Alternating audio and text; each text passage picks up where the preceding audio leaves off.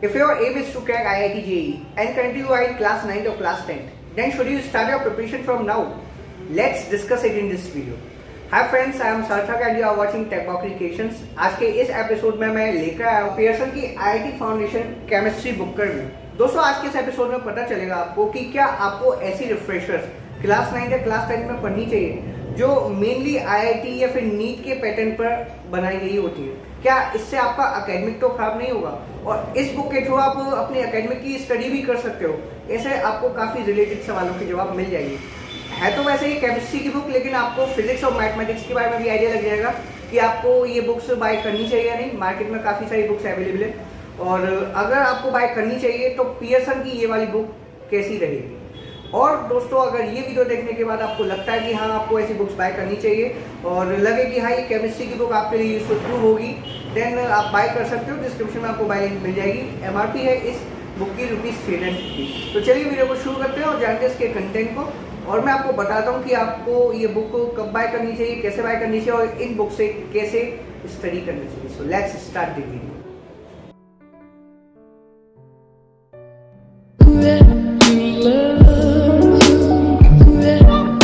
दोस्तों इस सीरीज में फिजिक्स और मैथमेटिक्स की बुक्स भी आती हैं। हालांकि आज की इस वीडियो में मैं सिर्फ केमिस्ट्री क्लास 9 की बुक का रिव्यू लेकर आया हूँ और यही सीरीज आपको क्लास 10 में भी मिल जाएगी, पियर्सन की तृष्णा सीरीज।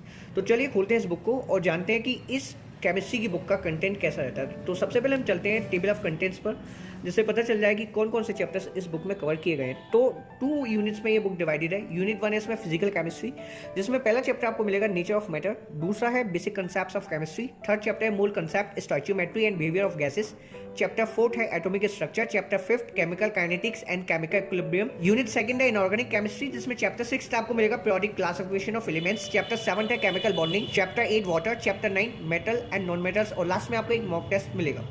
तो क्लास 9 एनसीईआरटी में तो आपको केमिस्ट्री के 4 चैप्टर्स मिलते हैं। पहला चैप्टर है मैटर इन अवर सराउंडिंग्स, दूसरा matter around the sphere, third atoms and molecules, fourth structure of an atom. तो आई थिंक वो चारों चैप्टर्स आपको इस बुक में कवर किए हुए मिल जाएंगे। अब देख लेते हैं हम खुद ही कि कैसा रहता है इसका कंटेंट। तो पहले चैप्टर को मैं खोलता हूँ जो कि है नेचर ऑफ मैटर। यूनिट 1 में आपको मिलेगा फिजिकल केमिस्ट्री। पहले चैप्टर में आपको पहले की आइडियाज़ मिलेंगे कि इस चैप्टर को कंप्लीट करने के बाद आप क्या क्या सीख जाओगे, आप क्या क्या जान जाओगे। जो अलग अलग थ्योरीज हैं जैसे कि kinetic molecular theory of matter जो आपको इसमें मिलेगी, और जो डिफरेंट स्टेट्स रहते हैं मैटर के और जो उनकी प्रॉपर्टीज़ हैं वो आपको टेबुलर फॉर्म में एक्सप्लेन हुई मिलेंगी। बीच बीच में आपको एग्जाम्पल्स मिलते हैं, डेली लाइफ एग्जाम्पल्स। जैसे एग्जाम्पल 1.1 है, why do solid have any number of free surfaces and gases have no free surfaces at all, also compare with liquids। उसी तरह से एग्जाम्पल 1.2 है interconversion of states of matter.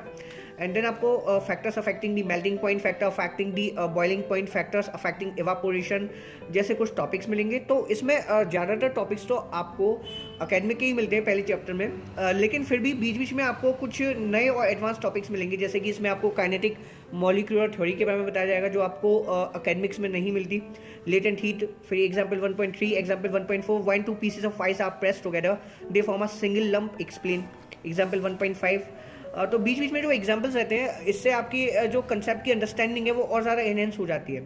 ये classification of matter on the basis of chemical composition, elements की characteristics, बहुत से topics आपको table के फॉर्म में भी रिप्रेजेंट किए हुए मिलते हैं, जिससे कि आप उन सभी टॉपिक्स को इजीली लर्न कर लो, समझ लो। ये फिर एक्सोथर्मिक एंड एंडोथर्मिक रिएक्शंस के बारे में आपको बताया जाएगा। तो आप देख पाए हो कि ज़्यादातर टॉपिक्स आपको एडवांस वाले मिलते हैं, मतलब आपके सिलेबस से रिलेटेड नहीं है। ये क्वेश्चंस का सेगमेंट आ जाता है क्लासरूम विंग, जिसमें आपको very short answer type questions मिलेंगे, शॉर्ट आंसर टाइप क्वेश्चंस मिलेंगे, लॉन्ग आंसर टाइप क्वेश्चंस मिलेंगे। ये जो क्लासरूम विंग है ये स्पेसिफिकली एकेडमिक एग्जाम्स के लिए डिज़ाइन किया गया है, यानी कि इसका मतलब कॉम्पिटेटिव एग्जाम से नहीं है।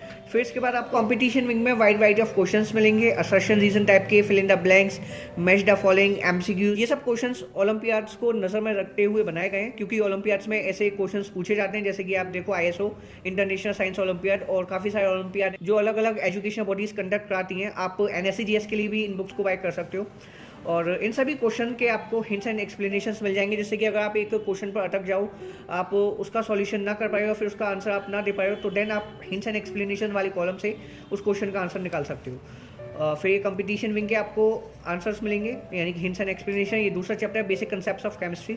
तो दोस्तों एक चीज़ मैं आपसे कहना चाहूँगा कि अगर आप क्लास 9 में हो और आपने अभी तक अपने एकेडमिक कंसेप्ट्स को बिल्ड नहीं किया, यानी कि जो केमिस्ट्री के 4 चैप्टर्स हैं उनको आपने अच्छे से नहीं समझा, नहीं पढ़ा है, तो इस बुक को लेने का कोई फ़ायदा नहीं है। बहुत से स्टूडेंट क्या गलती करते हैं कि वो अपने एकेडमिक को अच्छे से कवर किए बिना कंपटीशन वाली बुक ले लेते हैं और कंपटीशन की प्रिपरेशन स्टार्ट कर देते हैं। ऐसे में क्या होता है, जो उनके फंडामेंटल और कोर कंसेप्ट होने चाहिए क्लास 9 लेवल पे, वो डगमगा जाते हैं और इवेंचुअली वो अपने एकेडमिक में अच्छा परफॉर्म नहीं कर पाते। तो ये गलती आप ना करें तो ज़्यादा अच्छा रहेगा। आप पहले कोशिश करें कि आप अपने एकेडमिक पर फोकस करें, एनसीईआरटी या फिर किसी भी एक रिफ्रेशर से स्टडी करें जो एकेडमिक वाली हो और अपने एकेडमिक कंसेप्ट्स को बिल्ड कर लें। उसके बाद आप कंपटीशन का रुख करें। कंपटीशन जैसे तरह तरह के होते हैं, ओलंपियाड्स होते हैं, NSCJS, NTSC, तो इन सब कंपटीशन की प्रिपरेशन करने से पहले आपको एकेडमिक पर फोकस करना होगा। और जो 4 चैप्टर्स हैं केमिस्ट्री के, वो आप easily with in 2-3 months cover कर सकते हो क्लास 9 के, और उसके बाद आप कंपटीशन की तरफ मूव कर सकते हो। तो कंपटीशन के हिसाब से ये बुक्स काफ़ी इफेक्टिव रहती है और मैं नहीं मानता कि ये एकेडमिक के हिसाब से बुक इतनी इफेक्टिव रहेंगी, क्योंकि बहुत से टॉपिक्स इसमें एडवांस लेवल के हैं। अगर आपका एम है IIT JEE को क्रैक करना, तो आप इन बुक्स के साथ जा सकते हो। वैसे मैं यही सजेस्ट करूँगा कि आप क्लास 9th और 10th में एटलीस्ट अपने एकेडमिक पे फोकस करो, ज़्यादा प्रेशर मत लो, क्योंकि ये जो एज होती है आपकी 14 या 15 साल की, इस पर इतना प्रेशर नहीं लेना चाहिए और आपको नॉर्मली अपनी एकेडमिक लेवल की स्टडी करनी चाहिए। आप थोड़ा बहुत तो कंपटीशन की प्रिपरेशन कर सकते हो, लेकिन फिर भी आपको इतना प्रेशर नहीं लेना है। आपको जो सीरियस प्रिपरेशन स्टार्ट करनी है IIT JEE की, वो क्लास 11 से स्टार्ट करनी है। क्लास 9 और क्लास 10 पे आप एंजॉय करो और अपने एकेडमिक पोर्शन पे ज़्यादा फोकस करो, वो ज़्यादा इफेक्टिव रहेगा। ये सेकंड चैप्टर का आपको क्लासरूम विंग मिलेगा। इसमें आपको true and false, fill in the blanks, multiple choice questions, very short answer type questions, short answer type question, long answer type questions मिल जाएंगे। तो कंटेंट ओवरऑल इस बुक का अच्छा है। यही कंटेंट आपको फिजिक्स और मैथमेटिक्स की बुक में मिलेगा।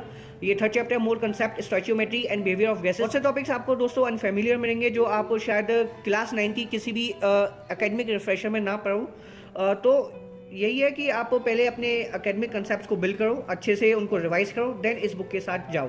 इसमें आपको बहुत से हाई लेवल के टॉपिक मिलेंगे और अगर आप डायरेक्टली इन टॉपिक्स को पढ़ने बैठोगे तो आप काफ़ी ज़्यादा उलझ जाओगे और आप अपना एकेडमिक बिगाड़ लोगे। और इस बुक की अगर मैं फीचर्स की बात करूँ तो इसमें आपको जो टेबल रिप्रेजेंटेशन मिलती है, बीच बीच में एग्जाम्पल्स मिलते हैं, न्यूमेरिकल्स मिलते हैं, इनके थ्रू आप किसी भी कॉम्पिटिशन की प्रिपरेशन एक अलग लेवल पर कर सकते हो।